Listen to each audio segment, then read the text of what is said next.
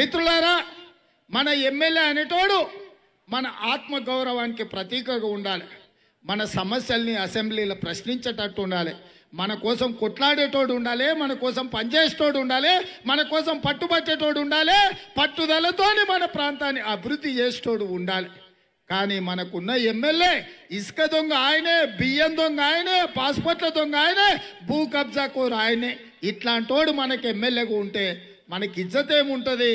ఊరు బయట పోతే మన ఎమ్మెల్యే ఎవడంటే మనం పేరు చెప్పుకునే పరిస్థితి ఇవాళ బోధన్ ప్రజలకు ఉందా? మీరు ఆలోచన చేయండి. ఇవాళ ఈ బోధన్ యోధులను నేను అభినందించదలుచుకున్నా. పాదయాత్ర మొదలుపెట్టిన 10 నిమిషాలకు వరుణ దేవుడు ముప్పెట దాడి చేసిండు. కింది మీదికి వర్షం పడ్డా ఎవ్వరు కూడా కదలలే. అందరూ పాదయాత్రలో అట్లే నడిచిండ్రు. ఇవాళ వరుణదేవుడు మనల్ని భయపెట్టాలని చూసినా వరుణదేవుడి కూడా భయపడకుండా బోధన్ యోధులు ఇవాళ పాదయాత్రలో కదం దొక్కిండ్రు. అందుకే వరుణదేవుడు భయపెట్టేది మాని మన కాంగ్రెస్ పార్టీలోనే చేరిండు. వర్షం వచ్చిందంటే మనల్ని వరుణదేవుడు ఆశీర్వదించినట్టే. మంచి కార్యక్రమం పెట్టినప్పుడు మంచి మనసుతో మనం అడుగు ముందుకేసినప్పుడు వర్షం కురుస్తుంది. మీరు ఎప్పుడైనా చూడండి, బ్రహ్మోత్సవాలు ముగిసిన మరుసటి రోజే వర్షం వస్తుంది. తిరుపతిలో బ్రహ్మోత్సవాలు చేసినా, ఎక్కడ యాగాలు చేసినా ఆ తర్వాత వర్షం వస్తుంది. అందుకే జలయజ్ఞంలో ఆనాడు మొదలుపెట్టిన ప్రాజెక్టులు మేము పరిశీలించినాం. చంద్రశేఖరరావు వాటిని ఆగం చేసిండు, పడావు పెట్టిండు. ప్యాకేజ్ నెంబర్ 20, 21 నిన్న మంచిపోవచ్చిన ఇవాళ 20 ప్యాకేజీ దగ్గరికి పెద్దలు సుదర్శన్ రెడ్డి గారు నేను పోయొచ్చినాం. అందుకే మిత్రులారా, ఆనాడు మేము మొదలుపెట్టిన ప్రాజెక్టులు పూర్తి చేయాలన్నా, ఈ ప్రాంతానికి 1,84,000 ఎకరాలకు నీళ్లు ఇవ్వాలన్నా మొదలుపెట్టిన కాంగ్రెస్ పార్టీ మళ్ళీ అధికారంలోకి రావాలి. అప్పుడే మీ జీవితాలు బాగుపడతాయి, మీ పేదలకు న్యాయం జరుగుద్ది. నిన్నగాక మన ఆయన డ్రామారావు వచ్చిండు, జుక్కల్లో మీటింగ్ పెట్టిండు. ఆయన అడుగుతున్నాడు, అయ్యా కాంగ్రెస్ పార్టీకి 10 సార్లు అవకాశం ఇస్తే ఏం చేసిందని. నేను ఆ సన్నాసికి చెప్పదలుచుకున్న డ్రామారావుకు, నువ్వు ఇక్కడ ఉంటుండొచ్చు కానీ ఇక్కడ చదువుకోలే, ఇక్కడ ఉండలే. నువ్వు గుంటూరులో చదివినావు, ఆ తర్వాత పూనాలు చదివినావు, ఆ తర్వాత అమెరికాలో పోయి సిప్పలు అడిగినావు. నేను గుర్తు చేయదలుచుకున్నా, కాంగ్రెస్ పార్టీ ఏం చేసిందంటే చెంప చెల్లు అనిపించి మీరు చెప్పాల్సింది కాంగ్రెస్ పార్టీ కార్యకర్తలకు నేను గుర్తు చేస్తున్నా. మిత్రులారా, నాగార్జున సాగర్, శ్రీశైలం, కల్వకుర్తి, భీమా, నెట్టంపాడు, కోయిల్ సాగర్, పాలమూరు, రంగారెడ్డి, ఎత్తిపోతల, శ్రీరామ్ సాగర్, అలీ, గుత్పా, అదే విధంగా ప్రాణహిత చేవెళ్ల నుంచి మొదలు పెడితే ఈ రోజు ఉన్న ప్రాజెక్టులన్నీ మనం కట్టినవే. 80 లక్షల ఎకరాలకు మనం నీళ్ళు ఇచ్చినవే. ఇవాళ విద్య గురించి చెప్పాలంటే ఈ రాష్ట్రంలో 30,000 పాఠశాలలు, 1000 జూనియర్ కాలేజీలు, 100 డిగ్రీ కాలేజీలు, ప్రతి రెవెన్యూ డివిజన్ లో ఇంజనీరింగ్ కాలేజ్, ప్రతి జిల్లాలో మెడికల్ కాలేజ్, 11 యూనివర్సిటీలు తెలంగాణలో కాంగ్రెస్ పార్టీ ఇచ్చింది. బడుగు బలైన దళిత గిరిజన మైనారిటీ మహిళలకు విద్యా అవకాశాలు కల్పించింది కాంగ్రెస్ పార్టీ. ఇంకా చెప్పాలనా, స్వతంత్రం వచ్చిన రోజు ఈ దేశంలో 1450 మెగావాట్ల విద్యుత్ ఉత్పత్తి సామర్థ్యం ఉంటే 2014 వరకు 2,50,000 మెగావాట్ల విద్యుత్తును ఉత్పత్తి చేసి ఈ దేశంలో కరెంట్ ఇచ్చింది. 7 లక్షల గ్రామాలకు కరెంట్ ఇచ్చింది, నీళ్ళు ఇచ్చింది, పాఠశాలలు కట్టింది, గుడి కట్టింది, బడి కట్టింది, బాక్రానంగల్ డ్యామ్ కట్టింది, రైల్వే లైన్లు వేసింది, ఎయిర్పోర్టులు వేసింది, నేషనల్ హైవేస్ వేసింది. ప్రతి ప్రాజెక్టు కాంగ్రెస్ పార్టీ కట్టింది. ఇదేనా? ఇంకా చెప్తా, హైదరాబాద్ లో ఔటర్ రింగ్ రోడ్డు, అంతర్జాతీయ ఎయిర్పోర్టు, హైటెక్ సిటీ, ఫార్మా కంపెనీలు, ఐటీ కంపెనీలు మేము కట్టినాం, మేము తెచ్చినాం. ఇవాళ సన్నాసి డ్రామారావు సెల్ఫీలు దిగే శిల్పారామం మేం కట్టింది, పెద్దలు షబ్బీర్ అలీ గారు మంత్రిగా ఉన్నప్పుడు కట్టింది. ఓరి సన్నాసి, ఇది చాలా ఇంకేమన్నా కావాలనా? ఇదే కాదు, ఈ దేశానికి స్వాతంత్రం కాంగ్రెస్ పార్టీ తెచ్చింది, ఈ తెలంగాణ రాష్ట్రం కాంగ్రెస్ పార్టీ ఇచ్చింది. మేము తెలంగాణ రాష్ట్రం ఇయ్యబట్టే నీ అయ్య ముఖ్యమంత్రి అయిండు, నువ్వు మంత్రి అయినావు, నీ బావ హరీష్ రావు మంత్రి అయిండు, నీ చెల్లెలు ఎంపీ అయింది, ఇక్కడ ప్రజలు బండకేసి కొడితే ఎమ్మెల్సీ అయింది, నీ సంతుగాడు రాజ్యసభ సభ్యుడైండు. లేకపోతే మీ కుటుంబం మొత్తం శుక్రవారం నాడు మక్కా మసీద్ దగ్గర మెట్ల మీద కూర్చొని बाबा के नाम पे 1 रुपया दो बाबा, बाबा के नाम पे अल्लाह के नाम पे 1 रुपया दो बोल के तेरा पूरा खानदान मक्का मस्जिद कने भीख मांगता था. అగిలే దిన్ బిర్లా మందిర్ దగ్గర పోయి బిచ్చం ఎత్తుకునేటోళ్ళు మెట్ల మీద కూర్చొని, గుడి మెట్ల మీద కూర్చొని దేవుని పేరు మీద రూపాయి బిచ్చం వేయండి మా కుటుంబం బతకాలి అని కల్వకుంట్ల కుటుంబం బిచ్చం ఎత్తుకొని బతుకుతుండే. సోనియా గాంధీ గారు తెలంగాణ రాష్ట్రం ఇయ్యకపోతే బిడ్డ ఇవాళ 1000 కోట్ల రూపాయలు, 100 ఎకరాల ఫామ్ హౌసులు, రాసుకోవడానికి పేపర్లు, చూపించుకోవడానికి టీవీలు ఎవడిచ్చిండు బిడ్డ? మేం తెలంగాణ ఇస్తే తెలంగాణను ముంచి ఇవాళ నువ్వు సంపాదించుకున్నావు. నువ్వు కూడా వచ్చి కాంగ్రెస్ ఏం చేసింది తెలంగాణకు అంటవా? నీ బతుకు ఇవాళ ఇంతకుముందు ఇంకొక ఆయన గురించి చెప్పిండు. వీళ్ళనాయన కూడా యూత్ కాంగ్రెస్లో వైస్ ప్రెసిడెంట్ కల్వకుంట్ల చంద్రశేఖర్, రాజకీయ భిక్ష పెట్టింది కూడా కాంగ్రెస్ పార్టీ. ఇంకోసారిగిన కాంగ్రెస్ పార్టీ ఏం చేసిందనంటే ఏడో దొరుకుతాడ పట్టుకొని లాగులు తొండలిడిచి కొడుతామని చెప్తున్నా నేను. ప్రతోనికి తమాషా అయిపోయింది, అడిగేటోళ్ళు లేడు, తన్నేటోళ్ళు లేడని. కాంగ్రెస్ ఏం చేసింది, కాంగ్రెస్ ఏం చేసింది అంటాడు, ఇంకోడు కాంగ్రెస్ ముక్తి భారత్ అంటాడు. వీళ్ళందరికీ మనం మెత్తగా ఉన్నామని మంచిగా ఉన్నామని అనుకుంటారు. ఇంతకుముందు కూడా 4 సన్నాసులు వచ్చారు, ఈ మధ్యలోకి వచ్చారు అనుకుంటే కానీ బిడ్డ అంగిలా కాదు, డ్రాయర్ కూడా ఉండదు, బరిబత్తల ఈయన బజార్ లేచి పిర్రలు వాళ్ళకి దగ్గర కొడతాం. మేము ఇన్ని వేల మంది అంబేద్కర్ చౌరస్తాలో మీటింగ్ పెట్టుకుంటే మీటింగ్లో 4 సన్నాసులు వచ్చి నాటకాలు వేస్తున్నారు. నేను పోలీసులకు కూడా చెప్పదలుచుకున్నా, ఇట్లాంటి దేశాల్లోనే వేస్తే మాత్రం ఊరుకునేది లేదు. అందుకే మిత్రులారా, ఇవాళ తెలంగాణ రాష్ట్రం ఇయ్యనాడు కాంగ్రెస్ పార్టీ దోసి తెలంగాణ రాష్ట్రం ఇస్తలేదన్నారు. ఆయల్లా గల్లీలో మీరు లొల్లి పెడితే ఢిల్లీ పార్లమెంట్లో అంజన్ కుమార్ యాదవ్, మధు యాస్కి లాంటి వాళ్ళు పార్లమెంట్లో తెలంగాణ బిల్లు పెట్టి తెలంగాణ రాష్ట్రం తెచ్చారు. నరేంద్ర మోడీ అన్నాడు, సోనియా గాంధీ గారు పార్లమెంట్ కట్ చేసి అందరినీ మెడలు వంచి తెలంగాణ రాష్ట్రం ఇచ్చిందని. అవును, నేను ఇవాళ నరేంద్ర మోడీకి చెప్పదలుచుకున్నా, బీజేపీ వాళ్ళకు నేను హెచ్చరించదలుచుకున్నా. పార్లమెంటు తలుపులు మూసినాం, లైవ్లు కట్ చేసినాం, బరాబర్ తెలంగాణ రాష్ట్రం ఇచ్చినామని మేము ధైర్యంగా చెప్పుకుంటున్నాం. ఇవాళకి ఇవాళ టీఆర్ఎస్ ఆంధ్రప్రదేశ్ అధ్యక్షుడు తోట చంద్రశేఖర్ ఆయన పేరు, టీఆర్ఎస్ పార్టీ ఆఫీస్లోనే ప్రెస్ మీట్ పెట్టి చెప్పాడు, చంద్రశేఖరరావుకు తెలంగాణ విడగొట్టుడు ఇష్టం లేదు, ఆంధ్రప్రదేశ్ లాగానే ఉండాలని ఆయన అనుకున్నాడు. కానీ కాంగ్రెస్ వాళ్ళు తెలంగాణను విడగొట్టిండ్రు, తెలుగుదేశం పార్టీ వైఎస్ఆర్ పార్టీ వాళ్ళు లేఖలు ఇచ్చిందని నిన్నటికి నిన్న తోట చంద్రశేఖర్ టీఆర్ఎస్ పార్టీలో ప్రెస్ పెట్టిండు. ఆ ఓ పక్కన ప్రశాంత్ రెడ్డి ఉన్నాడు, రెండో ప్రక్కన ఆలుగడ్డల శ్రీనివాస్ ఉన్నాడు.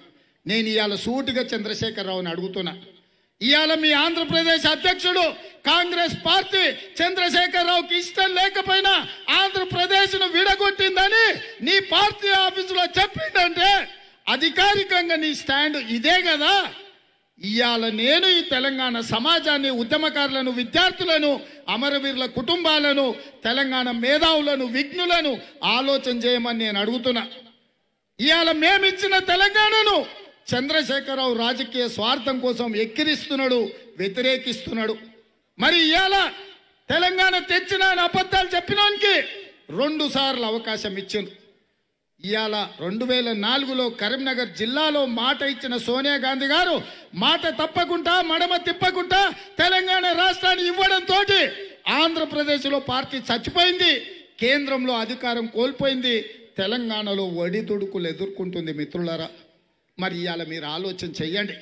60 ఏళ్ళ మన ఆకాంక్ష 1200 మంది విద్యార్థుల ఆత్మ బలిదానాన్ని గుర్తించి గౌరవించి శ్రీమతి సోనియా గాంధీ గారు సువర్ణ అక్షరాలతో లిఖించదగిన తెలంగాణ రాష్ట్రం కాంగ్రెస్ పార్టీ ఇస్తే, తెచ్చినానే అబద్ధాలు చెప్పినోనికి 2 అవకాశాలు ఇస్తే తెలంగాణ ఇచ్చిన కాంగ్రెస్ పార్టీకి 1 అవకాశం ఇవ్వాల్సిన అవసరం లేదా? మీరు ఆలోచన చేయండి. తెలంగాణ బిడ్డలు మంచి మాటకు మాట మీద నిలబడే బిడ్డలు. ఎవరైనా సాయం చేస్తే బతుకున్నంత కాలం గుర్తుపెట్టుకుంటాం. ఎండలో వస్తే ఒక గ్లాస్ మంచినీళ్ళు ఇచ్చిన జీవితాంతం గుర్తుపెట్టుకుంటాం, వాళ్ళు చల్లగా ఉండాలనుకుంటాం. కానీ 60 ఏళ్ళ ఆకాంక్ష నెరవేర్చిన శ్రీమతి సోనియా గాంధీ గారిని ఇవాళ మనం గెలిపించుకోవాల్సిన బాధ్యత మన మీద లేదా? గెలిపించే తెలంగాణ రాష్ట్రంలో సోనియమ్మ ఆత్మగౌరవాన్ని నిలబెట్టాల్సిన బాధ్యత లేదా? మీరు ఒక్కసారి ఆలోచన చేయండి మిత్రులారా. ఇవాళ దేశం ముందు ఆనాడు సమైక్య ఉద్యమం చేసిన వాళ్ళు సీమాంధ్రులు చెప్పిండ్రు, తెలంగాణ ప్రజలు నమ్మినా నమ్మొద్దు, తెలంగాణ ప్రజల్ని నమ్మితే నువ్వు తెలంగాణ రాష్ట్రం ఇస్తే మునుగుతారు అని శ్రీమతి సోనియా గాంధీ గారికి ఆంధ్రోళ్ళు చెప్పిండ్రు. అయినా రాజకీయ లాభం లేకుండా, రాజకీయం లాభం గురించి ఆలోచన చేయకుండా సోనియా గాంధీ గారు తెలంగాణ ఇచ్చారు. ఆంధ్రోళ్ళు అన్నట్టే మనం చేసినట్టే ఉంటే మన గౌరవం ఉంటుందా? అందుకే మిత్రులారా, తెలంగాణ రాష్ట్రం ఇచ్చిన కాంగ్రెస్ పార్టీకి ఒక్క అవకాశం ఇవ్వండి. ఈ తెలంగాణ రాష్ట్రాన్ని మళ్ళీ 2004 నుంచి 2014 వరకు అభివృద్ధి రాష్ట్రంగా, సంక్షేమ రాజ్యంగా ఎలాంటి పరిపాలన అందించినవో ఆయల్లా ఉచిత కరెంట్ ఇచ్చినాం, రైతుల రుణమాఫీ చేసినాం, ఆరోగ్యశ్రీ పథకాన్ని తీసుకొచ్చినాం, మైనారిటీలకు రిజర్వేషన్ ఇచ్చినాం, విద్యార్థులకు ఉద్యోగాలు ఇచ్చినాం, ఫీజు రియంబర్స్మెంట్ పథకం ఇచ్చినాం. మరి ఇవాళ మేం చేసిందే ఈ రాష్ట్రంలో ఉంది తప్ప చంద్రశేఖరరావు చేసింది ఏముందో ఒక్కసారి చెప్పండి. అందుకే మిత్రులారా, కొత్త సంవత్సరం, కొత్త ప్రభుత్వం, కాంగ్రెస్ ప్రభుత్వం జనవరి 1, 2024 నాడు ఉంటుంది. ఈ పేదల కోసం ఆర్నిశలు కృషి చేసే కాంగ్రెస్ పార్టీ ఆనాడు ఎట్లయితే 42 లక్షల ఇందిరమ్మ ఇండ్లు పేదలకు కట్టించినమో మళ్ళీ 2024లో ఇండ్లు లేని పేదల అందరికీ తెలంగాణ రాష్ట్రంలో ఇందిరమ్మ ఇండ్లు కట్టుకోవడానికి 5 లక్షల రూపాయలు ఉచితంగా ఇచ్చి పేదలను ఆదుకునే బాధ్యత కాంగ్రెస్ పార్టీ తీసుకుంటుంది. ఇదే కాదు, పేదలు ప్రభుత్వ దవాఖానకి నడుచుకుంటూ పోతే సచ్చి శవమై ఇంటికి వస్తుండే. అందుకే డాక్టర్ వైఎస్ రాజశేఖర రెడ్డి గారు రాజీవ్ ఆరోగ్యశ్రీ పథకాన్ని పెట్టి ఆనాడు 2 లక్షల రూపాయల వరకు పేదలకు ఉచిత వైద్యాన్ని అందించాడు. ఇవాళ ధరలు పెరిగినాయి, 2 లక్షలు సరిపోవు. అందుకే రాజీవ్ ఆరోగ్యశ్రీ పథకాన్ని పూర్తి చేసి 5 లక్షల రూపాయలతో పేదలకు ఉచిత వైద్యాన్ని కాంగ్రెస్ పార్టీ అందిస్తుంది. ఇదే కాకుండా రైతులకు 2 లక్షల రూపాయల రుణమాఫీ చేసి మిమ్మల్ని ఆదుకునే బాధ్యత కాంగ్రెస్ తీసుకుంటుంది. నిరుద్యోగ యువకులకు 2 లక్షల ఉద్యోగ ఖాళీలు ఉన్నాయి. సంవత్సరం తిరిగే లోపల 2 లక్షల ప్రభుత్వ ఉద్యోగ ఖాళీలు భర్తీ చేసే బాధ్యత కాంగ్రెస్ పార్టీ తీసుకుంటుంది. ఇక్కడ మా అక్కలు ఉండ్రు, అయ్యా అందరికీ అన్ని చెప్తున్నాం, మా సంగతి ఏందని నా దిక్కు చూస్తున్నారు. మా అక్కలు, మా పెద్దమ్మలకు సోనియా గాంధీ గారు ఆయల్లా మీరు కట్టెల పొయ్యితోని ఊది ఊది ఆ పొగ కళ్ళకు పోయి ఊపిరితిత్తులకు పోయి కళ్ళు మండి ఊపిరితిత్తుల పొగ పోయి క్యాన్సర్ వచ్చి చచ్చిపోతుంటే ఆడబిడ్డలను ఆదుకోవడానికి దీపం పథకం తెచ్చి మీకు సిలిండరు గ్యాస్ పొయ్యి ఆనాడు ఇచ్చి 400కే సిలిండర్ గ్యాస్ నింపి ఇచ్చేది మీకు. ఇవాళ ఎంత అయిందమ్మా? 1250 అయ్యింది. ఆ నెత్తి మీద బండవాడ ఆయనకంటే సంసారం లేదు, ఆడు ఎన్ని వందలైనా పెంచుతాడు. అందుకే మా అక్కలందరికీ సోనియమ్మ చెప్పమన్నది, సోనియమ్మ ఆడబిడ్డలను ఆదుకోమని మాకు ఆదేశాలు ఇచ్చింది. అందుకే ఈ తెలంగాణ రాష్ట్రంలో ఉన్న ఆడబిడ్డలను ఆదుకోవడానికి 500 రూపాయలకే మీ ఇంటికి సిలిండర్ తెచ్చిచ్చే బాధ్యత కాంగ్రెస్ పార్టీ తీసుకుంటుంది. ఈ కట్టెల పొయ్యి పీడ మీకు విరుగడి చేసే బాధ్యత కాంగ్రెస్ పార్టీ తీసుకుంటుంది. ఇదే కాకుండా అక్కడ మా చెరుకు పట్టుకున్న రైతులు ఉన్నారు. మిత్రులారా, ఇవాళ మా చెరుకు రైతులు ఈ ప్రాంతంలో 10 లక్షల ఎకరాలలో చెరుకు పండించి దేశానికి ఆదర్శంగా నిలబడి హర్యానా, పంజాబ్ రైతులతో పోటీపడే మా నిజామాబాద్ జిల్లా చెరుకు రైతులకు, పసుపు రైతులకు నేను మాట ఇవ్వదలుచుకున్నా. ఈరోజు ఈ చెరుకు ఫ్యాక్టరీలను అధికారంలోకి వచ్చిన 6 నెలల్లోనే ఫ్యాక్టరీని తెరిచి మళ్ళీ మీకు పూర్వ వైభవం తీసుకొచ్చే బాధ్యత, దేశానికి ఆదర్శంగా నిలబడ్డ నిజామాబాద్ జిల్లా రైతులను ఆదుకొని 6 నెలలు తిరిగే లోపల చక్కెర పరిశ్రమలు తెరిచి మీకు గిట్టుబాటు ధర ఇచ్చే బాధ్యత కాంగ్రెస్ తీసుకుంటుంది. పసుపు రైతులకు 12,000 రూపాయలు ఇచ్చి పసుపు కొంటాం. ఎర్రజొన్న రైతులకు 3,500 ఇచ్చి కొంటాం. మొక్కజొన్నలు 2,200 కొంటాం. వడ్లు 2,500కు క్వింటాల్ కొనే బాధ్యత కాంగ్రెస్ పార్టీ తీసుకుంటాం.